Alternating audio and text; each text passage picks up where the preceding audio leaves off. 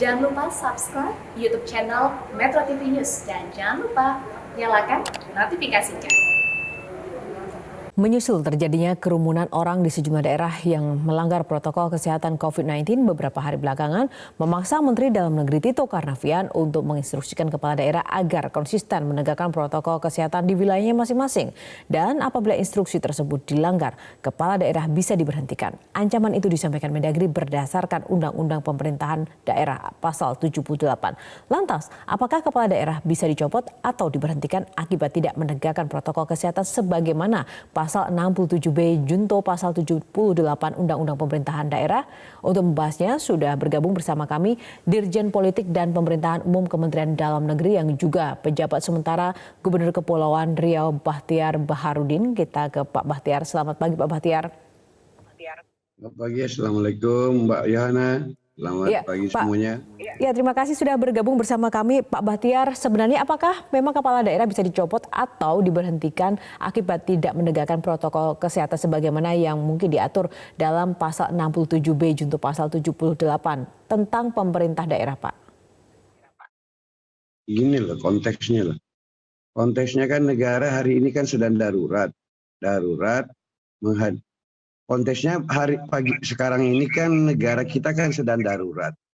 Negara ini sudah ditetapkan sebagai dalam keadaan bencana darurat bencana non alam. Namanya darurat, kondisinya kan kondisi luar biasa sekarang negara kita ini. Pemerintah pusat di bawah komando Bapak Presiden Republik Indonesia memimpin kita semua untuk melawan perang yaitu namanya COVID-19. Tiap hari COVID-19 ini membunuh warga kita. Warga Kepulauan Riau sendiri kan sudah 129 orang yang meninggal gara-gara COVID-19 ini. Nah, namanya keadaan darurat itu pemerintah ini harus satu komando dari presiden, gubernur, bupati, wali kota, camat, lurah, kepala desa itu harus satu komando. Negara kita sedang darurat. Maka seluruh pemimpin pemerintahan di seluruh level itu harus sama. Orang sedang berperang nih melawan pandemi COVID-19. COVID ini ibaratnya musuh ya yang tiap hari menyerang warga kita. Nah, bagaimana cara musuh ini menyerang warga kita? Metode penularannya adalah kerumunan salah satunya sumber-sumber yang membuat masyarakat kita bisa terjadi kerumunan massal secara hebat. Maka seluruh pemegang komando pemerintahan yang memimpin masyarakat di semua level, baik gubernur, bupati, wali kota terutama, yang diberi otoritas memimpin masyarakat, apalagi di level daerah bersama dengan unsur-unsur lain TNI, Polri, dan tokoh-tokoh masyarakat, maka harus pada satu komando yang sama dalam memimpin masyarakat. Nah, kalau sebaliknya misalnya seorang gubernur, bupati, wali kota mengambil posisi yang berbeda, ngaco itu berarti. Orang sedang darurat kok, orang sedang berperang melawan musuh, mengambil memimpin posisi berbeda. Makanya saya tidak ada keraguan mestinya seluruh ya. Gimana Ya, Mbak Yona? Apakah Mendagri bisa langsung memberhentikan kepala daerah tersebut karena bukankah pemerintah atau kepala daerah itu diberhentikan melalui pemakzulan DPRD? Seperti apa prosesnya Pak jika memang harus diberhentikan? Ya, makanya tadi kan harus dijelaskan dulu konteksnya. Instruksi Menteri Dalam Negeri ini adalah memerintahkan para kepala daerah. Menteri Dalam Negeri itu adalah kedudukannya adalah sebagai pembina dan pengawas penyelenggaraan pemerintah daerah. Jadi memang komando penyelenggaraan pemerintahan sehari-hari itu adalah pembinanya adalah Menteri Dalam Negeri. Jadi Menteri Dalam Negeri itu berhak memberi instruksi kepada gubernur, bupati, wali kota sampai dengan camat, kepala desa dan kelurahan. Jadi Menteri Dalam Negeri sedang menjalankan tugas dan kewenangannya melakukan pembinaan kepada gubernur, bupati, wali kota. Jadi dengan instruksi-instruksi itu. Instruksi pertama itu kalau kita baca instruksi nomor 6 2020 itu, pertama agar secara konsisten menjalankan protokol kesehatan. Yang kedua adalah agar selalu melakukan upaya-upaya pencegahan. Ini kan minta kita melakukan pencegahan. Yang ketiga adalah bagaimana diingatkan kepala daerah, Anda ini kan adalah pemimpin di daerah, harus jadi teladan. Nah, hari ini cara menangani COVID-19 adalah mencegah kerumunan. Nah, harus jadi teladan. Nah, kalau kepala daerahnya yang justru tidak teladan, malah memproduksi misalnya kerumunan, apalagi mengambil posisi yang berbeda, ini ngaco betul gitu. Orang negara sedang darurat, para pemegang komando wilayah dalam pemerintahan itu harus dalam satu barisan perlawanan melawan COVID-19.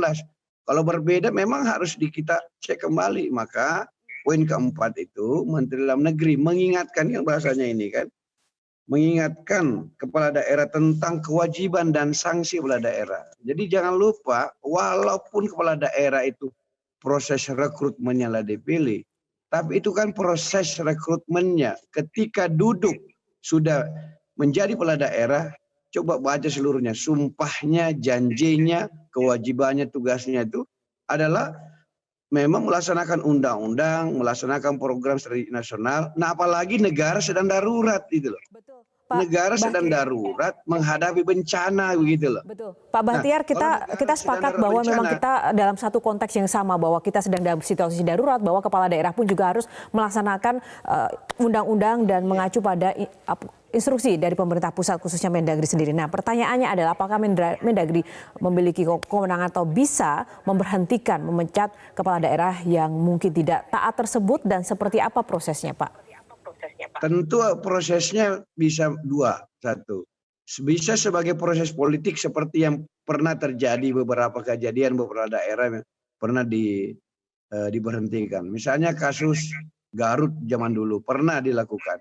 Tapi konteks hari ini dalam konteks darurat bencana bisa juga kan melalui proses pidana dulu kan. Jadi kalau kepala daerahnya misalnya sumber yang misalnya nih, ada seseorang, andai misalnya ada seorang kepala daerah justru menjadi penganjur kerumunan misalnya. Kerumunan itu kan jelas bisa menjadi sumber penularan massal. Penularan massal itu bisa juga menyebabkan kemudian di ujungnya kematian massal, kan begitu. Kan pandemi ini sangat berbahaya sekali. Setiap kali terjadi kerumunan massal, maka kemungkinan akan terjadi penyebaran dan penularan secara massal. Kalau terjadi penularan massal, ada kemungkinannya bisa sembuh kembali. Yang kedua adalah meninggal, kan begitu. Nah, kalau itu bisa dibuktikan kan bisa kena pidana. Maka kalau pidana, iya tentu tetap harus ada hukum lain dulu memang Mbak Yohana yang terkena kepada kepala daerah yang bersangkutan. Tetapi peringatan keras Menteri Dalam Negeri, saya setuju. Orang negara sedang darurat, kepala daerah itu harus dalam satu barisan dalam bersama-sama dalam pandemi COVID-19 begitu. Kita bisa saja juga membuat terobosan. Saya setuju 100% kalau diambil sampel saja 1-2 kepala daerah. Memang kalau ada kepala daerah yang nyata-nyata misalnya justru mengambil posisi berbeda di saat negara sedang darurat. Sedang kita harus mesti bersatu melawan COVID-19. Ya nggak apa-apa, saya sebagai PJS Gubernur ya setuju kalau dilakukan penindakan yang tegas begitu. Nah, ya, Pak, kami di Kepulauan Riau bersama 5 bupati dan wali kota ya senang-senang saja gitu.